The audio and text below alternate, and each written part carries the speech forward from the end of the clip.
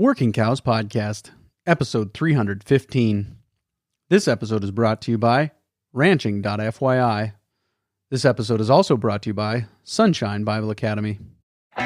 Welcome to the podcast that gives producers a platform to discuss and share paradigm-challenging practices. Practices that have increased the effectiveness of their operation and the joy that their families have received from this lifestyle.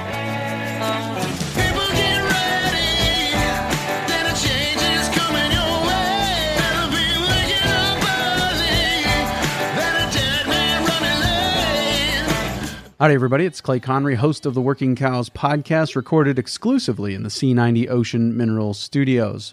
And this episode is brought to you by ranching.fyi. Ever think to yourself, there has to be a different way to do this? Ever crave learning from someone who has not only been there, but who has been successful at the goals you have? Are you ready to push yourself and your business beyond the social norms and ranch better? Ranching.fyi was created for you.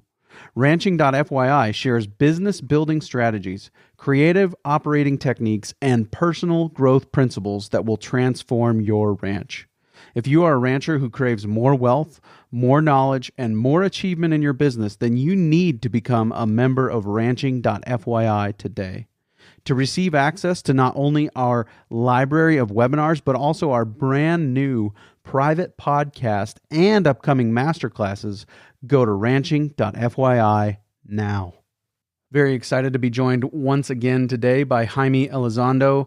Jaime is the promoter of the Total Grazing program, and the Total Grazing program also involves genetic selection. And I recently had a friend of the Working Cows Podcast ask me, what do you think, or what have people you've talked to thought about not breeding heifers until they're 2 years old? And I know Jaime's got a lot to say about genetic selection and how we select genetically within our herds. And so I reached out to him and said, hey, let's have a conversation about how we select genetics within our herds, but also include this portion about what we're doing with replacement females and how we think about when we start breeding them to be productive members of our herd.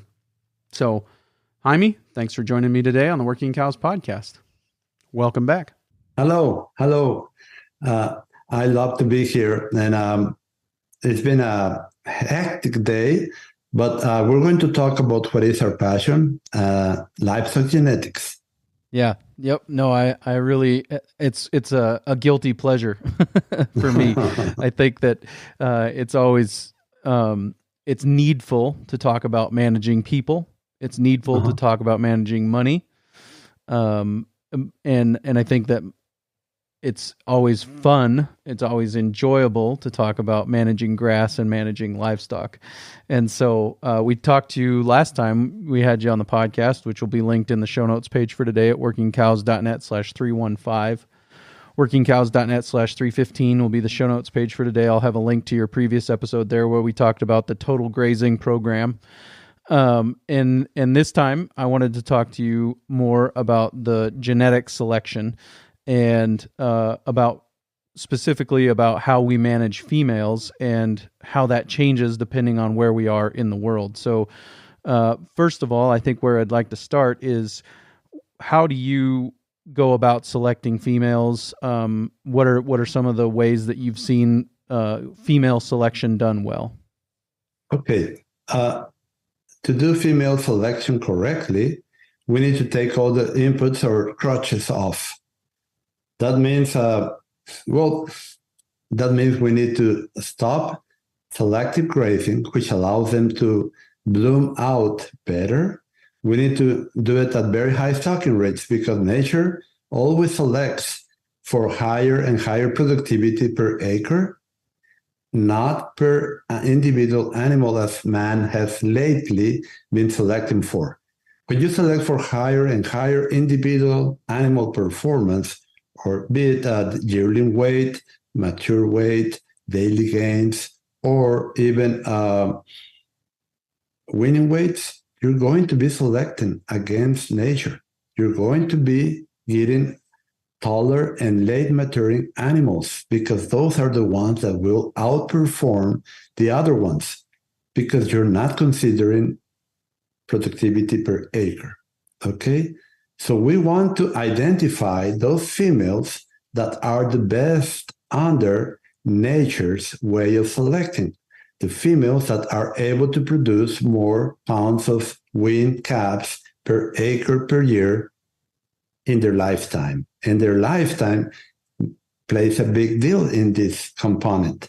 If we think of the whole farm or ranch, we want to have a higher number of productive females maintained at a low cost so we can get the highest profitability per ranch possible.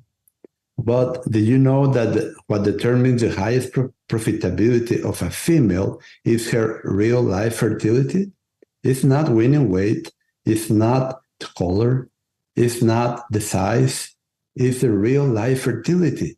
And real life fertility is highly heritable and is determined by relative intake and good hormone balance, which leads to a good body condition that is inherited. Okay? So now that we have established that, we want to identify our best females in our herd. How do you do that? Is it the one that weighs the heaviest? Is it the one that never gets sick? Is it the one that calves on time every year and never creates a problem? Maybe she's not as fancy looking or doesn't give as high a winning weight as others, but she's at least average, and she has given 8, 9, or 10 calves in her lifetime. Those are our best females. And once we identify them, we can select the best bulls out of them. That's an elite herd that we need to identify. Then we select the best bull calves from those, and we evaluate them as they grow. And if they turn out to be very good bulls, we can use them to disseminate those cows' genes into your whole herd. That's why we select bulls out of our best females, because our selection process starts with the female side. Yeah, very good. There's a lot there. I've taken a good amount of notes here while you were talking so that we can go back and follow up on some of those things. Sorry, no? Maybe I said it too fast, but I didn't want to lose the train of thought. No, it's perfect.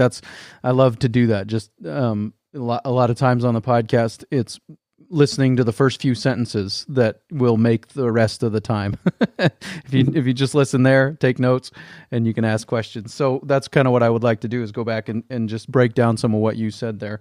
And where I want to start as something that I think will be a paradigm challenge to a lot of people, it is to me for sure, is that selective grazing is a crutch. That's yes. What I heard you say.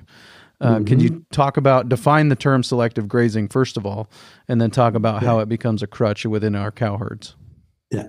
Anytime we allow our livestock to select the best and reject the rest, that's selective grazing. And that goes against total productivity or per acre productivity of saleable products. Why? Because when we allow our livestock to select, like rotational selective grazing, which wrongly named mob grazing, and we move them to the next paddock, and they leave half of it behind, that means we need to return twice as fast as if we did a total grazing, like in the total grazing program, which is not an isolated grazing event. Okay, so we allow them to select the best and move on. What are they selecting?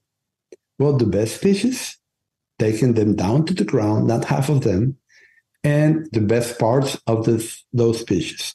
And then what they leave behind will get rancor. And next time they come back to that same pasture on the second rotation, they will regraze preferentially the youngest and tender fresh regrowth of the ones that were taken down, because they will have a higher lift to stem ratio. But because we have to return twice as fast due to selective grazing, low harvest efficiency, those tender young plants will be overgrazed, which means being regrazed before they have fully recovered, weaken the roots, And the other plants that were not touched the previous time will be ranker by now and will be rejected again.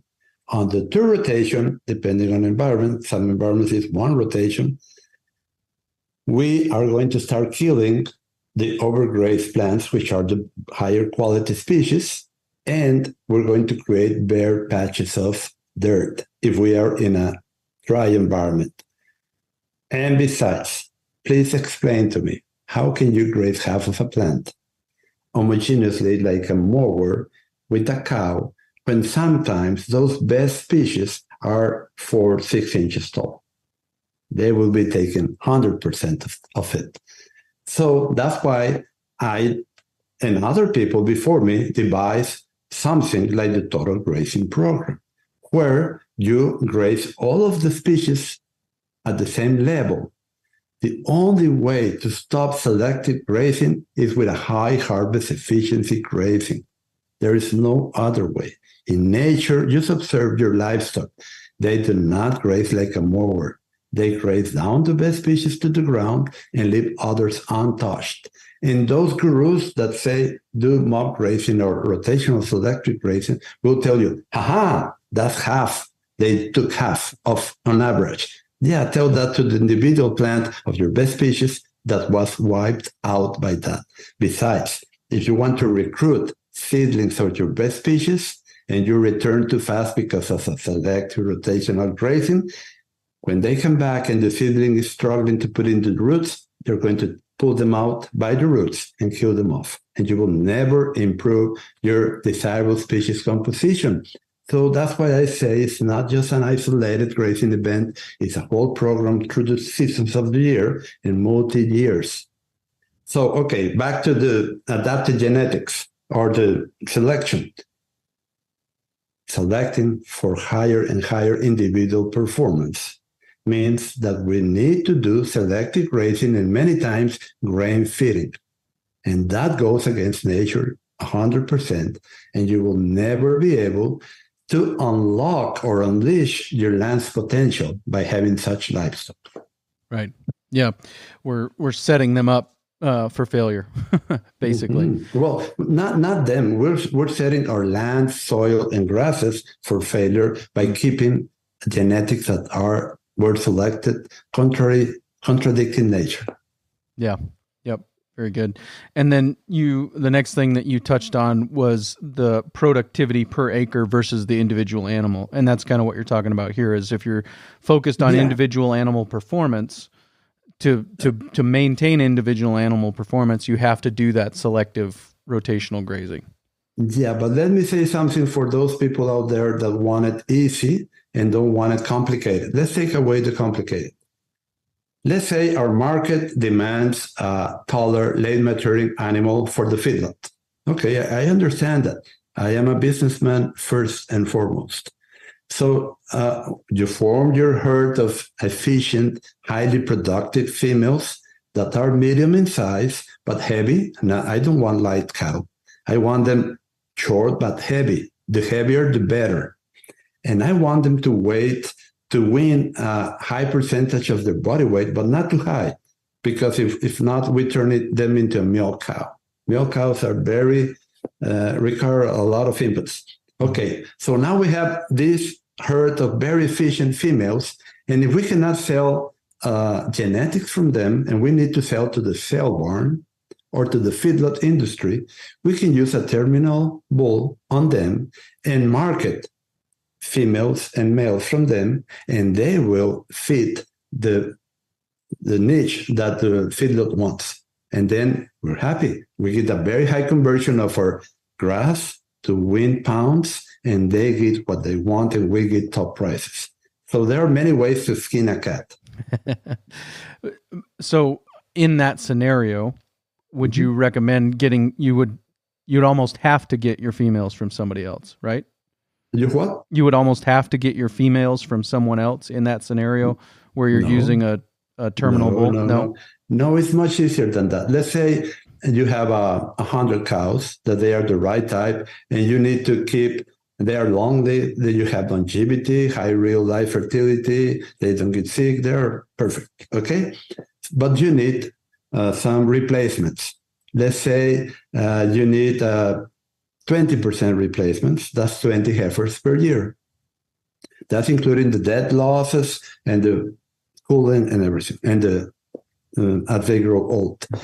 Okay, so you use your best bull of your own. You produce your bulls. You don't buy them from terminal sires, and you use them. You use that bull along with other bulls. That's one scenario with terminal bulls. Another one is you use your best bull first for 15 days, and then you put the terminal bulls in. Whatever you decide. But just keep your herd of highly efficient converters of grass to wean pounds females, because if not, if you keep some of those terminal crosses, your productivity per acre will take a nosedive. Yeah. Okay. That makes sense. I like that.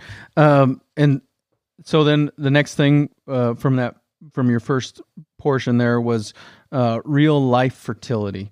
And you talked about relative intake and hormone balance. Can you help me define some of those terms? Sure. Hormone balance. There are two types of hormones. One of them are the growth hormones and the sex hormones. That's one differentiation. And the other one, in the sex hormones, you have male hormone, which is testosterone, and feminine hormones, which are estrogen. So those are the two types of hormones. A well-balanced animal will, between the sex appearance of sex hormones, regardless of sex, will be shorter and longer than an imbalanced animal, which will be a late maturing animal that will grow taller and lankier. The late maturing animal will have a heavier bone, and that's why the feedlots prefer heavy bone animals. It's not because they sell bones to people to eat. We're not dogs, we eat beef. It's because they know that being late maturing, it will take them longer to finish, giving them more days to recoup their investment. That's the reason why. Now, that goes against our goals of having precocity in our beef herd and having more productivity in our females. So that's why I suggested that alternative. Yeah, no, I appreciate that. That's good. And the relative or the real life fertility is, what is that? Can you help me define that term? Sure. Real life fertility is different than academic fertility. Academic fertility tries to compare fertility in cows in different environments.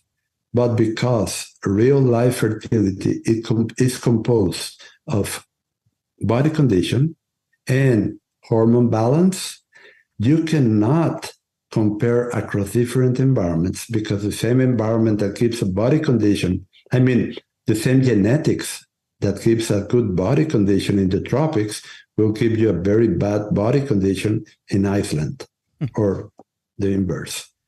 So one is adaptation. Another one is nutritional adaptation that is brought by inheritance.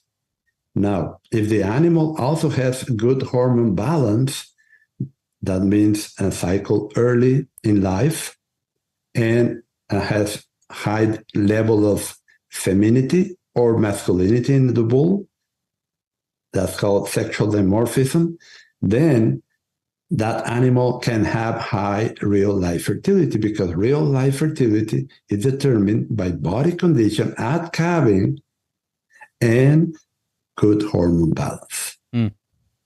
Both of them are highly heritable. Sure.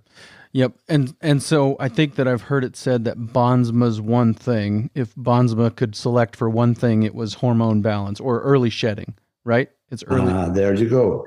Shiny and early shedding, and that's tied to hormone balance, and not only those two hormones that I mentioned, but also to the glands, how are they functioning? And I have found that he's correct.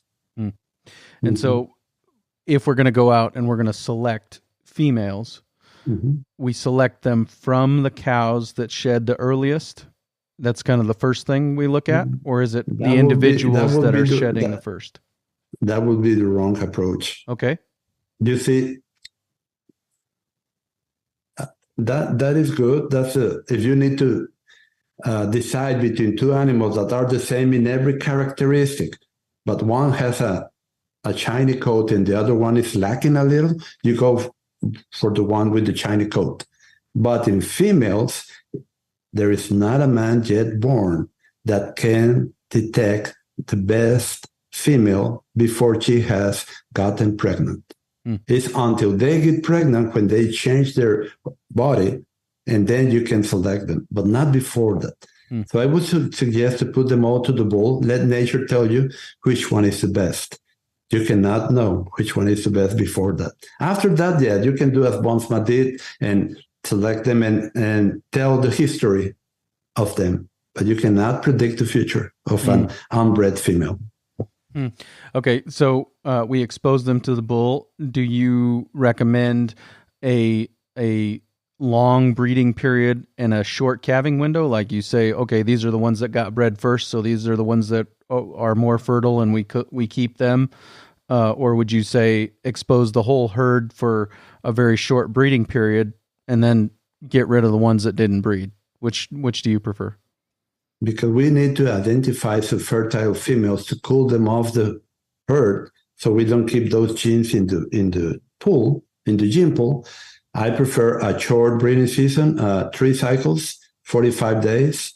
That's what I do. It's not very exact, but it works very well on the many years I've done it. And then you can find and identify those fertile females and you take them off. When you start to do that, your herd improves. But the main improvement comes from selecting the best females. And that's where it gets interesting. You see, the easiest and fastest way is to breed them at 14 to 15 months of age. And then those that can calve at 24 months and again at 36 without losing a bit. That means winning a good calf and getting pregnant again. Then you select the best bulls from those. But I want to take it a little bit further. In some environments, you cannot do that because it's very difficult, or they have late maturing genetics, or they have a Cebu or Brahman genetics, and those are late maturing. So you need to take that into account, and you need to select in a different way, which takes longer, but you can still select. You select those females that have not failed to calve every year, starting at 3 of age when they are calving in those types of environment. I know if you're from the West or the North, that's crazy for you. But I need to talk also for those guys in the South, in Florida, in Louisiana, South Texas, and they have those Brahman genetics there, and they have very low quality tropical forages, and they have hot and muggy nights every night of summer, very different than your environment. So please be a little lenient and hear me out. Yep. I want everybody to understand well. When you start selecting this way, that you take everything into account, your environment, your genetics, where you're at, because you cannot just dump them off at the cell barn and buy new cows. You need to start with what you have. Then gradually improve your genetics by selecting your bulls. But you need to select your bulls from your best females. Okay? Okay. So now you found your best females that at least win an average of your mature cows. Every year they'll calve. They never get sick. They have at least 4 consecutive calving, and they don't give a problem. They're very gentle, and they are a pleasure to work with. Then you start selecting from those cows. Of course, if you have cows that I selected in my farm only from cows that were 16 years or older, that's productive longevity. They never fail in 16 years. So I selected from those, and that way I can put into my herd a longevity genes, which are the final test. A cow that has been able to produce every year under those standards of the total grazing program, very high stocking rate, twice, 2, 3, 5 times higher than normal, and not fail, those are my heroes. Mm-hmm. Yeah. And so would you say that the earliest you would keep a bull from a cow then is when she's 6 years old or so? Or when do you start saying she's able to produce a bull that we could keep? That's an environment that you cannot have them calve at 2 and again at 3. When you're in an environment that you can have them, or you have superb genetics, because even in very difficult environments, you can create such a cow that can calve at 2 and again at 3. And I am doing it right now. I'm creating a composite in the tropics at sea level with very low quality forages, tropical, and hot and muggy nights. And just today, I got word that one of my 2-year, 24-month-old heifers calved successfully. Well, if she gets pregnant again in our short breeding season, and I will use that bull calf in my program. Yes. Sure. So it's not always, it depends on where you're starting with your genetics and where you're at in environment-wise. Latitude and altitude. That plays a big part in quality. Okay. So this heifer that got pregnant at 24 months, if she's pregnant again at 36 or to calve at 36 months, she makes it in the program because of where you're at, which you're in Florida, is that right? No, that's in the tropics in Mexico. Okay. Much more difficult than Florida. Okay. Florida is subtropics, so it's easier than the tropics, but I'm not in North Dakota.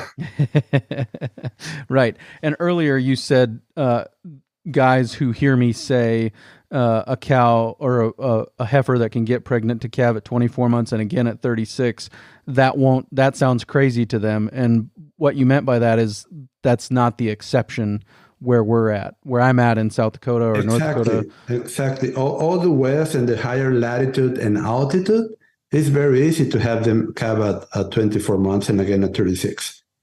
But you still need to do it. You still need to select from those. Yeah. Right.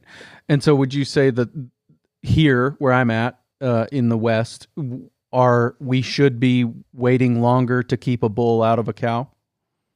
No, you could keep you select from those that calve at 24 and get pregnant again. But what you really need to do is to start increasing your stocking rate and applying the total grazing program to be able to identify those superior genetics that can maintain their yearly calving schedule under those much more difficult conditions. You see, we need to achieve a total graze because of basic plant physiology. We need to improve the soil, transform the soil with the strong and deep roots of fully recover desirable plants and not or stop overgrazing. We need to do that. And for that, we need special genetics. How will you identify them if you're doing selective grazing at very low stocking rates compared to potential? So yeah, back to that first thing I caught on to you saying is that selective grazing is a crutch. And if you are selectively grazing, those animals are not truly expressing their genetic potential. You're not identifying the ones that have the highest nutritional adaptation. You're just identifying the ones that can make it when it's easy. When it gets hard, the tough get going. No, really, it's true. Right? Yeah. It's true. You're not subjecting them to any type of pressure. They're doing whatever they want, and that's not improving the land on which they graze. Our livestock need to improve the land on which they graze and efficiently convert the grass to saleable products, both. Yeah. Yep. So the reason I reached out to you originally for this episode is because somebody asked me a question about having heifers calve for the first time at 3 years old. I think they would be being exposed for the first time at 2 years old.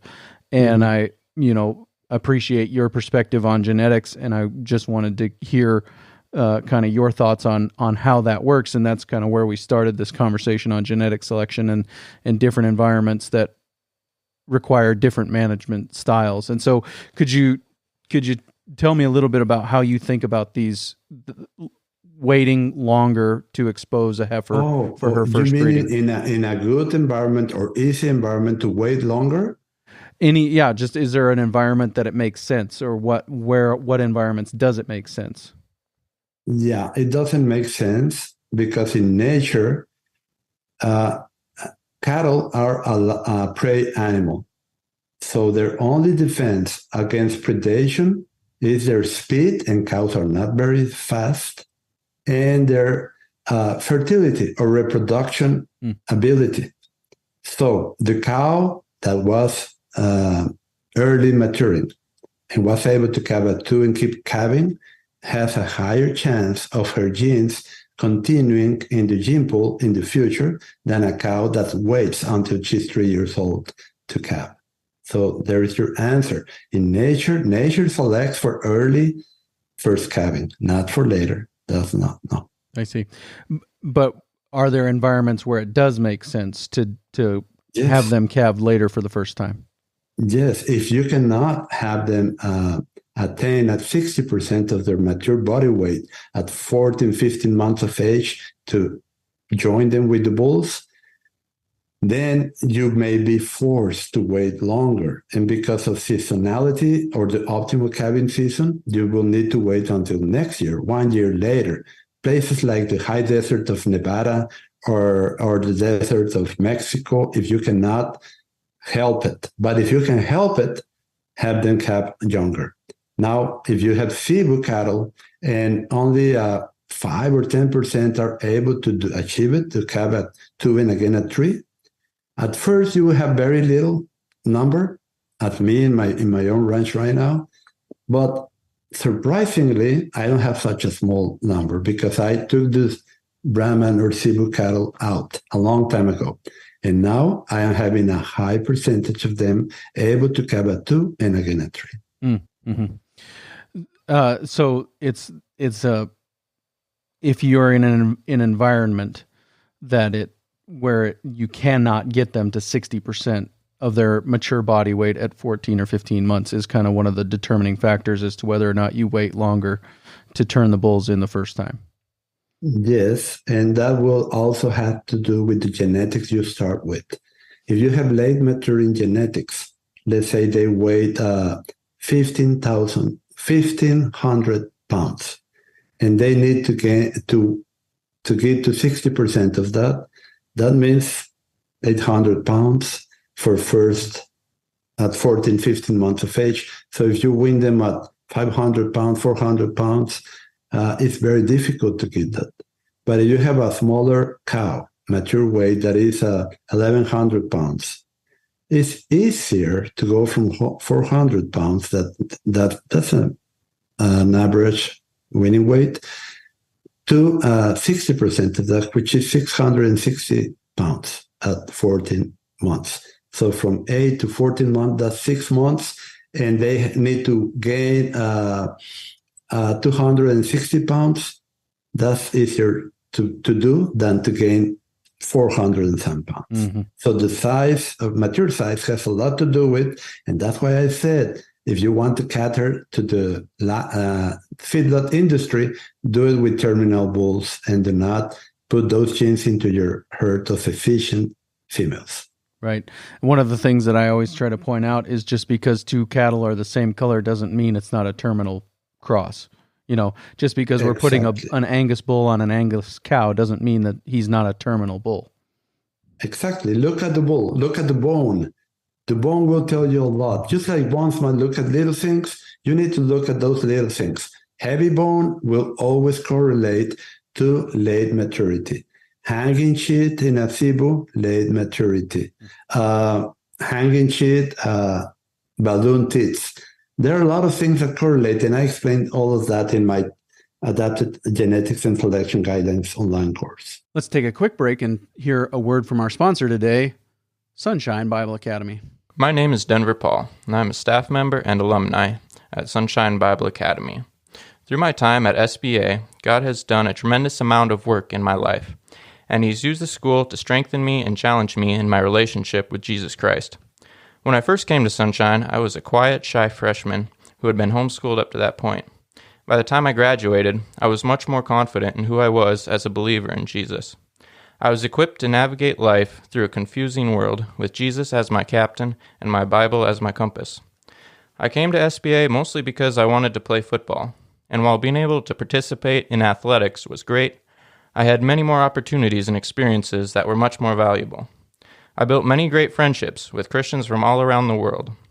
I got a lot of solid Bible teaching and was able to take music, FFA, and industrial arts classes. All in all, SBA has played a big part in making me the man that I am today. Yeah, very good. Yeah, tell me a little bit about some of the courses that you have going on right now. Yeah. Right now, I have the Total Grazing Academy, which has the 4 pillars: the Total Grazing Program, the Adapted Genetics and Selection Guidelines, Optimal Calving Season, and Nutrition. Each one of them is a course in itself, and you get the 4 of them along with my one-on-one coaching for 6 weeks. And then later, you can get into my Fat Wallet Ranchers membership, where you keep getting master classes once a month, a live Q&A session 1 hour a month, a daily discussion forum where you can ask questions, put pictures, videos, because we select bulls there and bull calves. And I have seen some results worldwide, in Australia and here in Florida even, of excellent results. Then we have a laser coach session, and then we have also an implementation PDF every month on step-by-step to implement the previous master class into your operation. Yeah, that sounds like a very valuable resource. It actually is, because you see, your environment will change with time, especially the one between your 2 years, and your questions and your challenges will be very different in a year from what they are right now. Yeah. As you progress and you learn more, your questions will be different. Oh, man. Yeah, I've seen that for sure. In my own life, I look back at some of the things just in the 5.5 years I've been doing this podcast.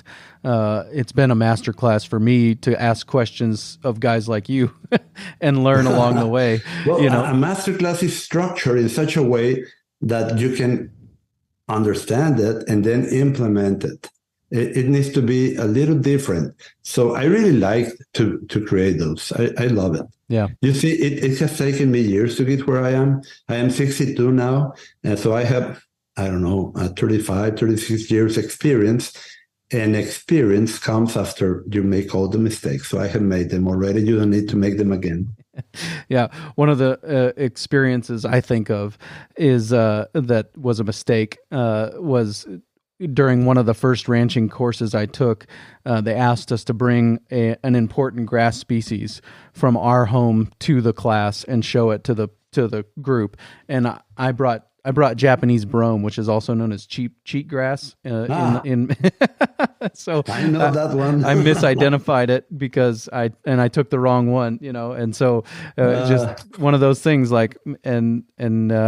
So we're all learning, and I still the more I learn, the more I realize I don't know, right? And so there's still more to learn, and so I'm always learning, and so I think that your program sounds like a great opportunity for that kind of thing. I was in South Oregon last week, and I on an alpine property, and you see the cheat grass down in the valley, but as you go up the mountain, you don't see it anymore. You only see perennial cool season grasses like manna grass, like I don't remember the name, but some of the best quality grasses in the world, they are there.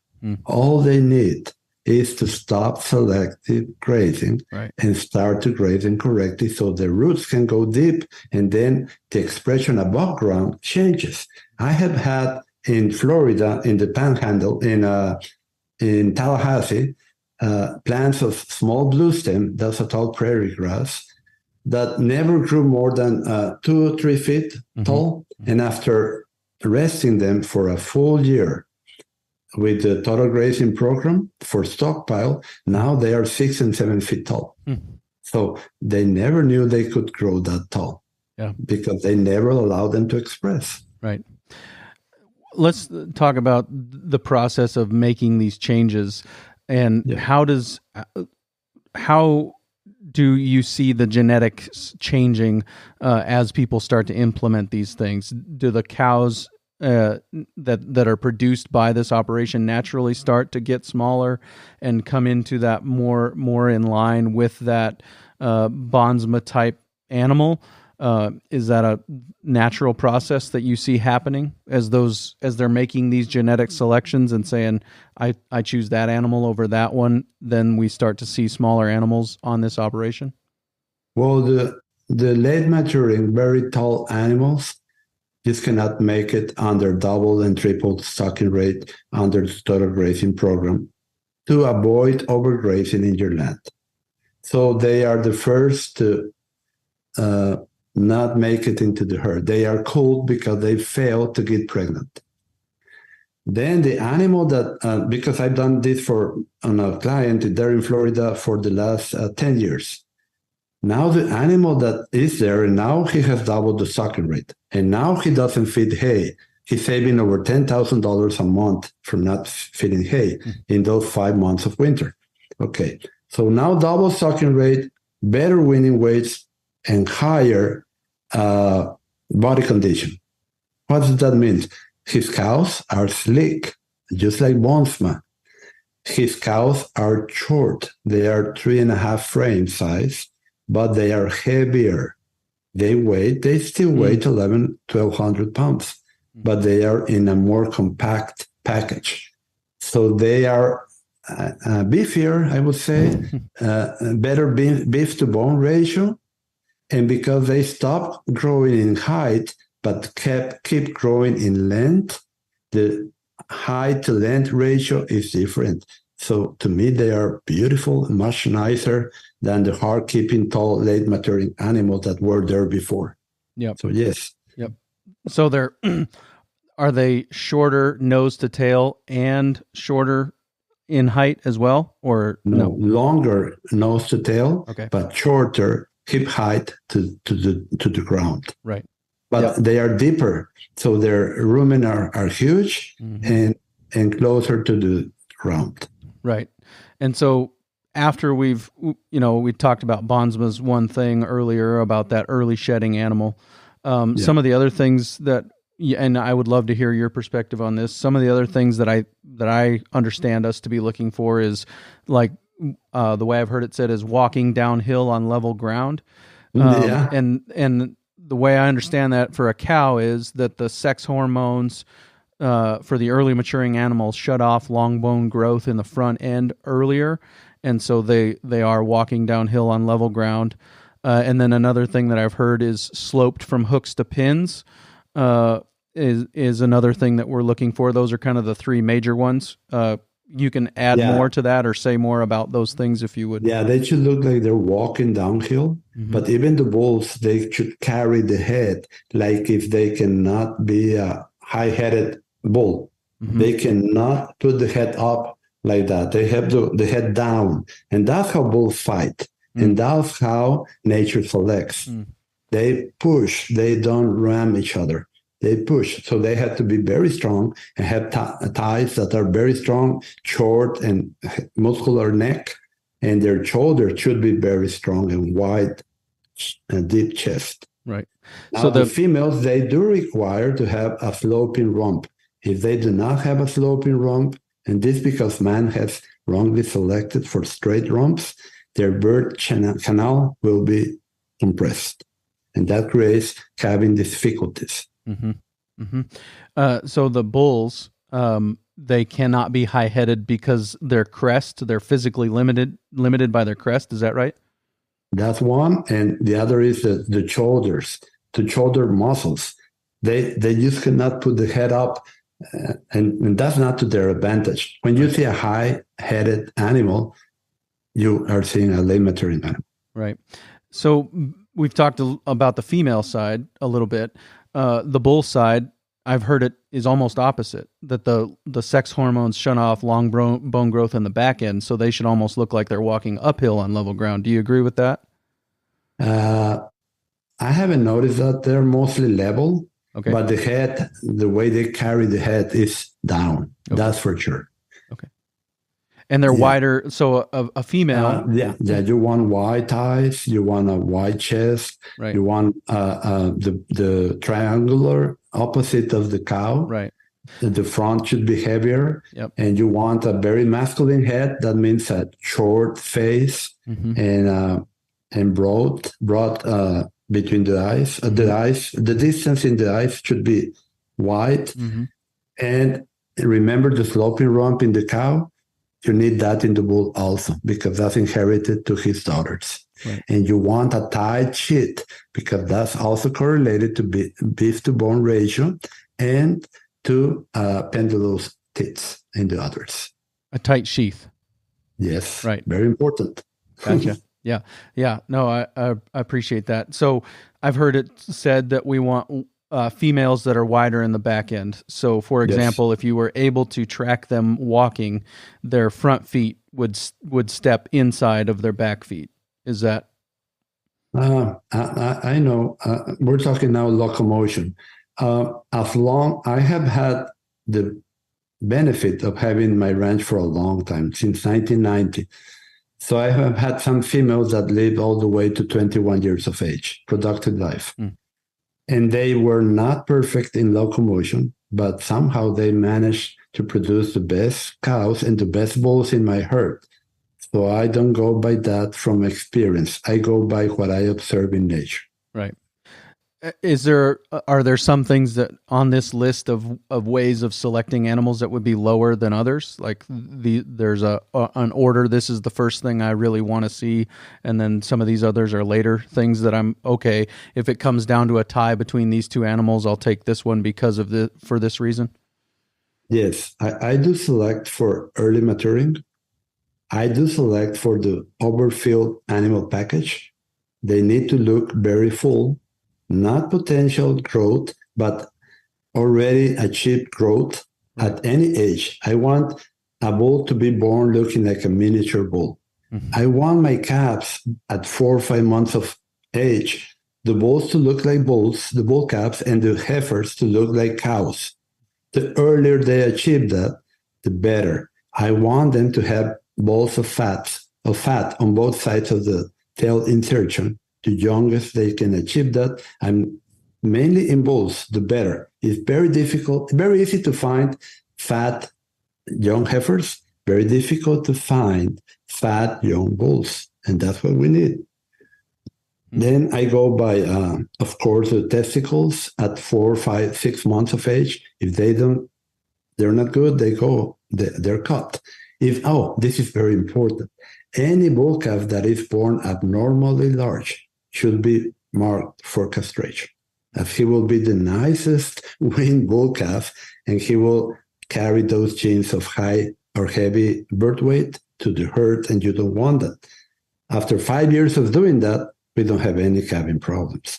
But we also select for sloping rump. So always select for sloping rump.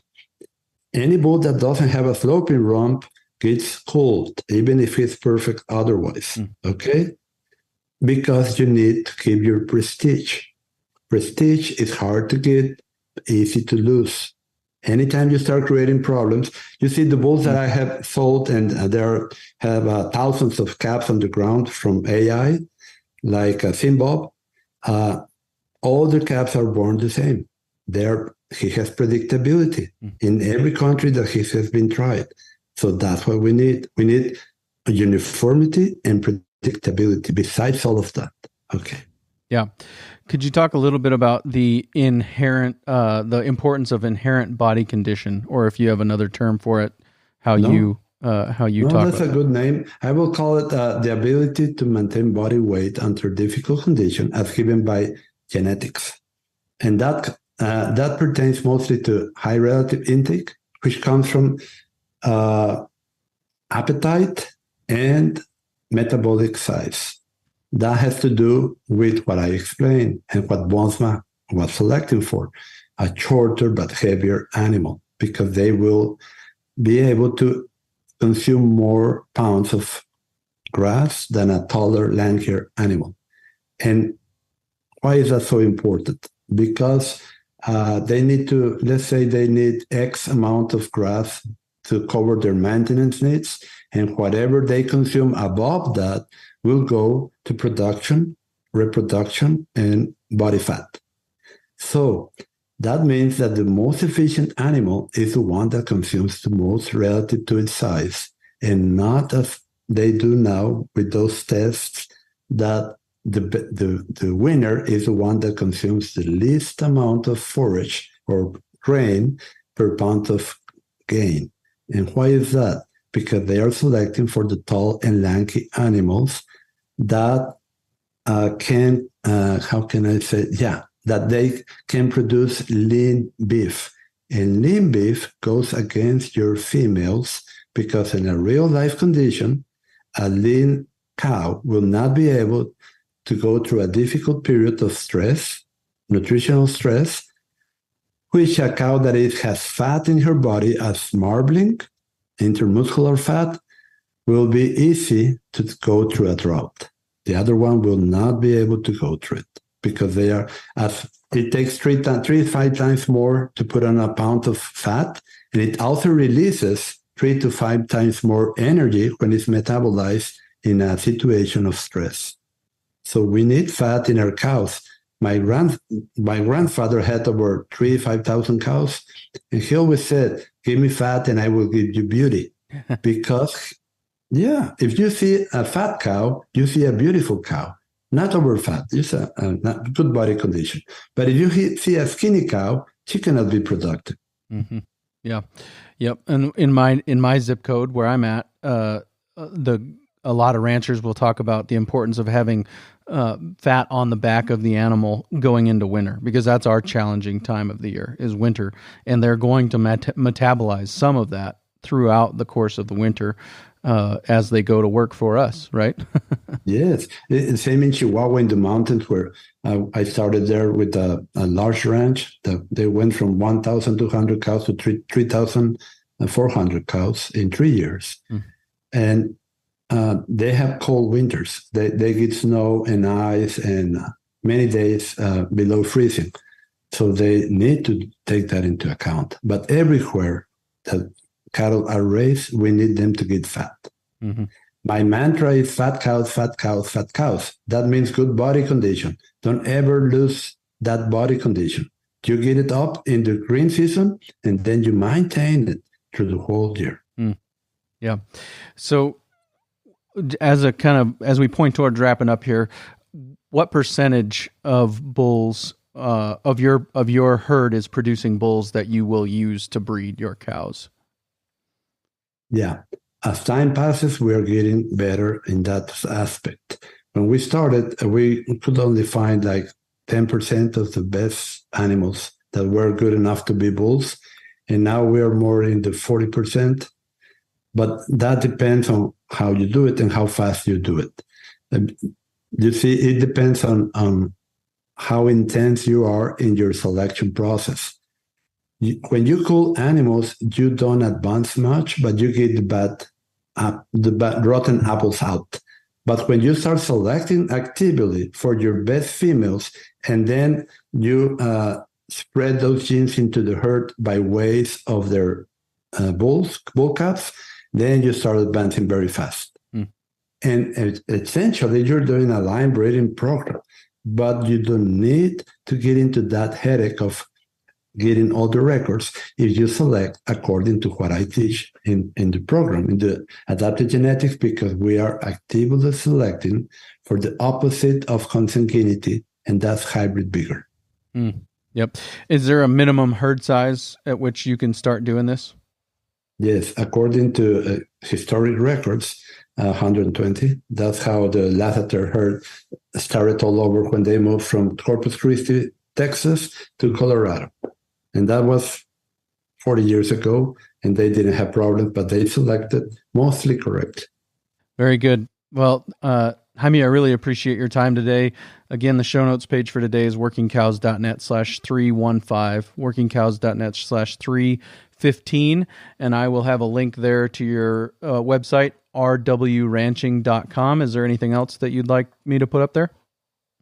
That'll be all. Thank you very much, and I'll have a nice and blessed rest of the week. Very good stuff there. As always with Jaime, really appreciate his perspective and his time, and would encourage you to check out the show notes page for today. The Total Grazing program is a great program, and he's got a lot of good things going on as far as courses and availability and opportunities to continue your education. So encourage you to check out the show notes page for today, workingcows.net/315, and participate in those opportunities. Very much looking forward to the next episode of the Working Cows podcast coming your way on Friday. We're going to go back to releasing these bonus episodes with Understanding Ag and their facilitators and their instructors. And I'm excited to welcome back to the podcast Morgan Hartman. Morgan is a guy that I talked to on episode 99 of the podcast, and he was one of the original guest submission lists. He was on one of those lists way back in the early days of the Working Cows podcast, and really looking forward to welcoming him back. And we're going to talk to him about how we manage turf in this country. And maybe that sounds unrelated to the Working Cows podcast, but it's a soil health issue, and soil health involves the incorporation of livestock. And we're going to talk to him about what does it look like to incorporate livestock into the turf lands of this country, including golf courses, and about some of the contextual issues that maybe should play a role in how we select where we would put a golf course and where we might not. So it's an issue, and it's also one of those things that helps us in the conversation about agriculture with our city cousins, as Dave Olila is fond of saying, how we talk to our city cousins about agriculture and its place in the life cycle of this country and their relationship as far as how they're using chemicals and some of those things. So really looking forward to sharing this conversation with you. Morgan's a really sharp guy and really enjoyed this conversation. So we'll see you again real soon with that episode of the Working Cows podcast.